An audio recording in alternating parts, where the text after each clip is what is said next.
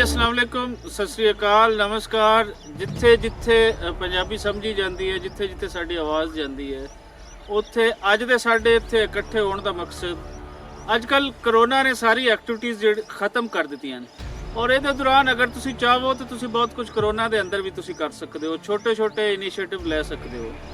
ਅਸੀਂ ਪਿੰਡ ਦੇ ਵਿੱਚ ਜਦੋਂ ਇੱਥੇ ਸਾਰੇ ਅਸੀਂ ਅੱਜ ਇਕੱਠੇ ਹੋਏ ਹਾਂ ਔਰ ਯਕੀਨਨ ਉਹਦੇ ਵਿੱਚ ਅਸੀਂ ਸੋਸ਼ਲ ਡਿਸਟੈਂਸ ਰੱਖਦੇ ਹੁੰਦੇ ਹਾਂ, ਉਹਦੇ ਵਿੱਚ ਅਸੀਂ ਇਹ ਇਨੀਸ਼ੀਏਟਿਵ ਲਿਆ ਕਿ ਕਿਉਂ ਨਾ ਅਸੀਂ ਆਪਣਾ ਜਿਹੜਾ ਪਿੰਡ ਹੈ, ਆਪਣੀ ਬਸਤੀ ਹੈ, ਇਹਦੀ ਸਾਈਡ ਤੇ ਇੱਕ ਚੋਗ ਸੈਂਟਰ ਬਣਾ ਦਈਏ। ਚੋਗ ਸੈਂਟਰ ਉਹ ਜਗ੍ਹਾ ਹੋਏਗੀ ਜਿੱਥੇ ਜਿਤਨੇ ਇੱਥੇ ਪਰਿੰਦੇ ਹਨ, ਉਹ ਸ਼ਾਮ ਨੂੰ ਉਹਨਾਂ ਨੂੰ ਅਸੀਂ ਚੋਗ ਪਾਤਾ ਕਰਾਂਗੇ, ਉਹ ਆਪਣਾ ਪੇਟ ਪਾਲ ਲਿਆ ਕਰਨਗੇ।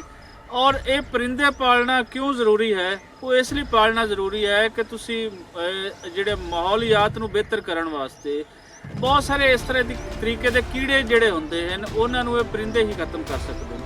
फिर उन्हां दे नाल एक है कि परिंदिਆਂ ਦੀ ਜਿਹੜੀ ਇੱਕ ਆਪਣੀ खूबसूरती है वो कायम दायम रहनी चाहिए है। अफसोस नाल आखना पैंदा है कि ਅਸੀਂ हर शय दे ਅਸੀਂ मारन ते डट गए हैं, ਅਸੀਂ ਕਿਸੇ चीज़ नूं बचावन दा आर नहीं करते।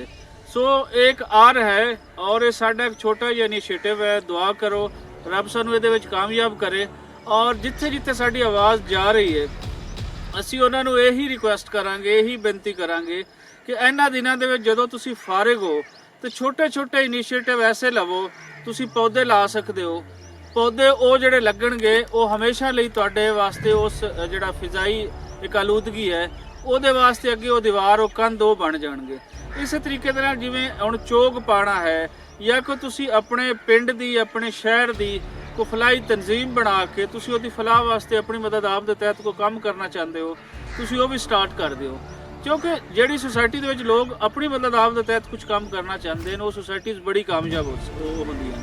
ਸਾਡੇ ਜੇ ਥਰਡ ਵਰਲਡ ਕੰਟਰੀਜ਼ ਜਿਹੜੇ ਨੇ ਉੱਥੇ ਹਕੂਮਤਾਂ ਇਤਨੀਆਂ ਸਟਰੋਂਗ ਨਹੀਂ ਹੁੰਦੀਆਂ, ਉਹ ਹਰ ਕੰਮ ਨਹੀਂ ਕਰ ਸਕਦੀਆਂ।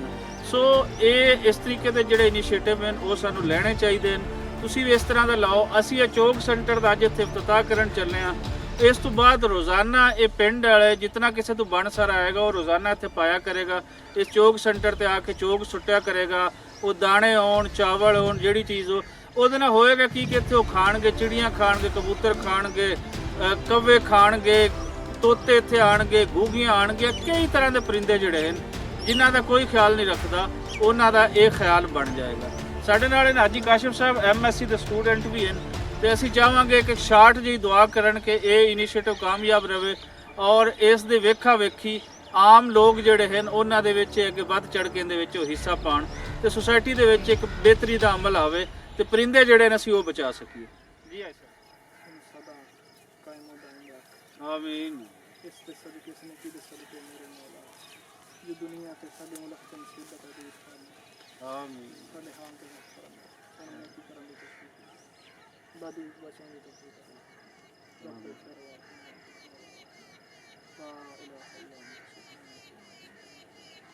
सल्लल्लाहु अलैहि एक से 60 दियो ताकि कल तो है ऐसा सोचो कि कल तो परिंदे तो शुरू हो जाएंगे। आज तो कुछ लेट हो गया।